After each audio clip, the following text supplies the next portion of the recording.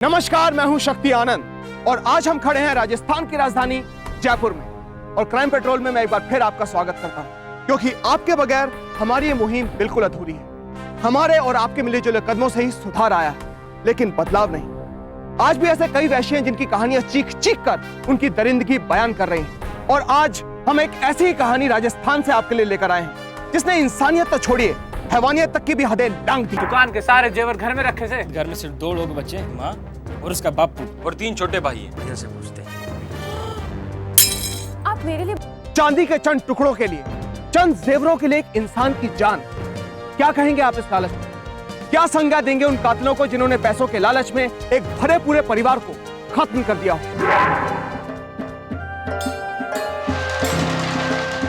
तू चल भी पाएगा और हो सकता है उधर तो भागना भी पड़े। जो कुछ करना है आज ही करना है। हमें सिर्फ 20 मिनट मिलेंगे। वो जा रहे हैं उसके तीनों भाई। राखी के जाने के बाद घर में सिर्फ 2 लोग बचे हैं, उसकी माँ और उसका बापू। थारे को जो करना है करो, मगर मैं अपने होने वाले बच्चे की कसम खा के कहती हूँ, मैं उस घर में कभी वापस नहीं जाऊंगी। एक थप्पड़ मारूंगा, सारे नखरे ढीले हो जाएंगे। गुस्सा मत करो जी, ठंडे दिमाग से काम लो। मारे को पाको पातो है। अगर ज्यादा चूचा ना करे तो उन्हें मारियो मत। मारे को तो चाबी चाहिए तिजोरी के पास। पर थारे पक्का पता थे ना कि वो अपने दुकान के सारे जेवर घर में रखे थे। टांग टूटने का यही तो फायदा हुआ है मने। वो क्या खाते हैं, क्या पहनते हैं, कहाँ आते हैं, कहाँ जाते हैं, यहाँ बैठे बैठे सब रट गया मने। वो देख तेरी लैला, सॉरी राखी भाभी। ये ले।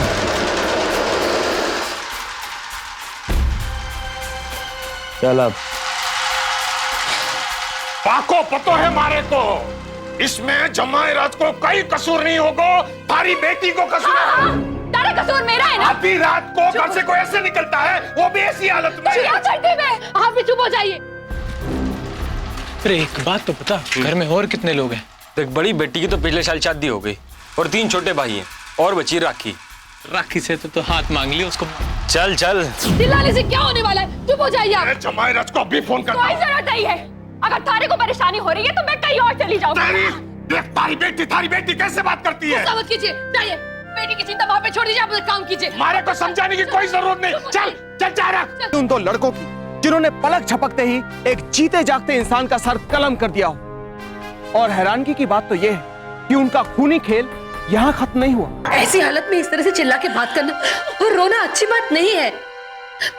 मैं समझाऊंगी तुम्हारे बाबा को। चल चल तू आराम कर, मैं आती हूँ। आराम कर।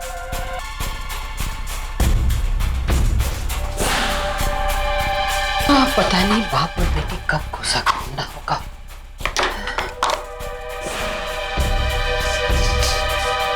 माँ, क्या हुआ बेटा? संदीप के पेट में फिर दर्द हो रहा है, उसे फिर बाथरूम जाना है। सड़क पर पेट पकड़ के बैठा है।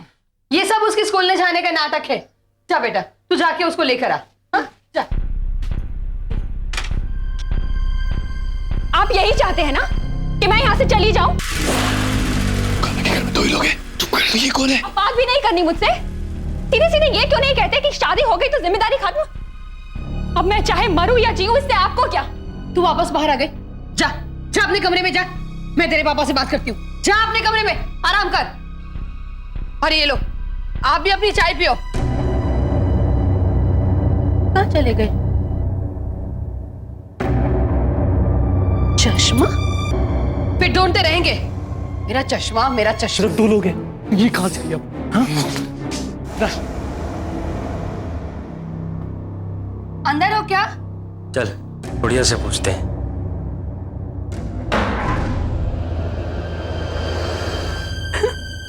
कहाँ चले गए?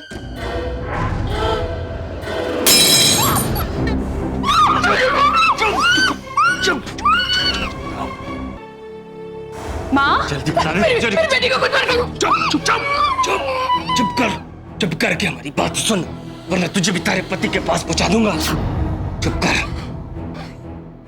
माँ क्या हुआ? चलता हूँ मैं। अरे हाँ चलता हूँ यार।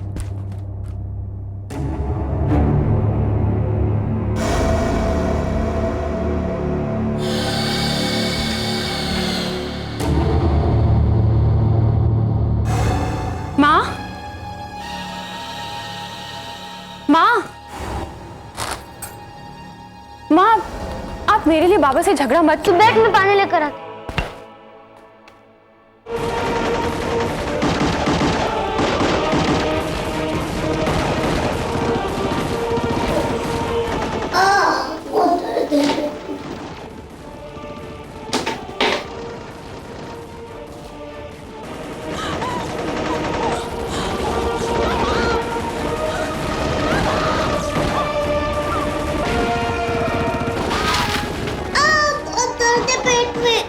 संदीप, माँ गुस्से में थी। अगर तू 5 मिनट में नहीं आया तो सोच ले।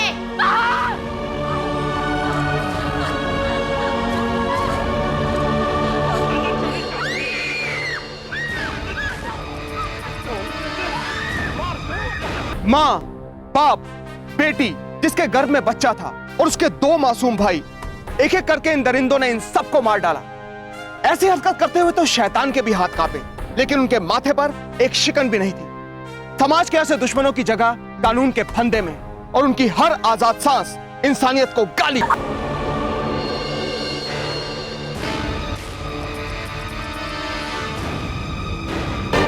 बहुत दर्द हो रहा है।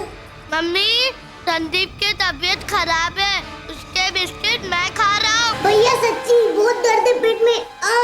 आज फिर लेट कराएगा ये हमें।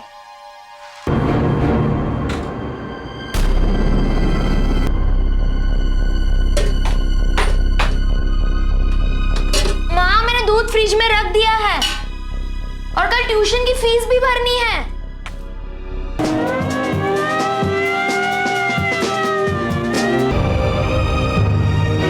काफी छानबीन के बाद भी पुलिस इन कातिलों का कोई पता नहीं लगा पाई, पर अचानक एक दिन तो वो दरिंदा आशिक मिजाज था। हुलिया कैसा था उसका? कुछ 5 फुट 7 इंच और रंग सावला। वो हमारे घर के सामने ही रहता था। 2 दिन हो गए साहब, मेरा बेटा घर नहीं आया।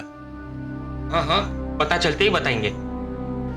साहब, वो बहुत अच्छा लड़का है, अविनाश नाम है उसका। पिछले 2 महीने से घर पर ही था। अरे साहब, बताया ना आपको। चलो जाइए आप। देखो, घबराने की जरूरत नहीं है, इसे ध्यान से देखो और पहचानो। वही है, यही है अविनाश, और इसके साथ और एक भी था, उसका नाम गिरीश। साहब, मेरा बेटा घर वापस आ गया है, आप रिपोर्ट कैंसिल कर दो। हाँ, आपको एक फॉर्म भरना होगा जी। रूटीन वर्क है। नाम बताइए। राकेश कुमार। हाँ, बेटे का नाम? अविनाश कुमार। और पता? मकान नंबर 27, जौहरी बाजार, अपोजिट राठौर ज्वेलर्स वाले जहाँ रहते हैं ना, उनके घर के सामने। राठौर ज्वेलर्स? जी। अरे ये राठौर ज्वेलर्स वही है ना जिनके यहाँ मर्डर हुआ है? जी हाँ, बिल्कुल वही, उनके घर के बिल्कुल सामने। अपने बेटे का नाम अविनाश बताया ना आपने? जी हाँ। और जो केस इतने मुश्किल दौर से गुजर रहा था, चंद मिनटों में सुलझ गया। दोनों आरोपी पुलिस की हिरासत में हैं और ये केस आज भी अदालत के फैसले का इंतजार कर रहा है। भवानी ज्वेलर्स करके एक सोनी की दुकान थी। आगे के भाग में सोनी की दुकान थी और पीछे के भाग में वो लोग रहते थे, पूरा फैमिली रहता था। 6:30 के बीच में 2 अनजान आदमियों ने, जो लड़की थी वो दूध लेने निकली शटर ऊंचा करके, तो उस टाइम अंदर घुस गए, लूट करने इरादे गए थे। पता चल जाएगा, तो जितने लोग जागते गए उसको मारते गए। तो पूरे फैमिली के 5 आदमियों को बुरी तरह मार दिए थे। एक लड़का था, वो संडास में गया हुआ था, तो वो बच गया था। और ये लड़की को नहीं मारा था, लेकिन 5 हत्या हुई और 4,17,000 के सोना के दागिने वो लोग ले गए थे। दोनों को पकड़ा, दोनों ने 4,17,000 पूरा मुद्दा माल ऐसा ही संभाल के रखा था, वो कब्जे किया। उन लोगों ने जो हथियार जो यूज किया था वो भी मिल गया। वो केस अच्छा चल रहा है। दोनों 2000 की साल से अभी तक जेल में है, जामीन पे छूटे नहीं है और उसमें भी सजा होने की उम्मीद है। भगवान की लाठी में आवाज नहीं होती। ये केस जो इतने मुश्किल दौर से गुजर रहा था, चंद ही लम्हों में सॉल्व कर दिया गया और मुजरिमों को उनकी सही जगह पहुंचा दिया गया। मगर सिर्फ इतना ही काफी नहीं है, हमें समाज के हर तबके तक ये बात पहुंचानी है ताकि हमारा समाज जाग सके।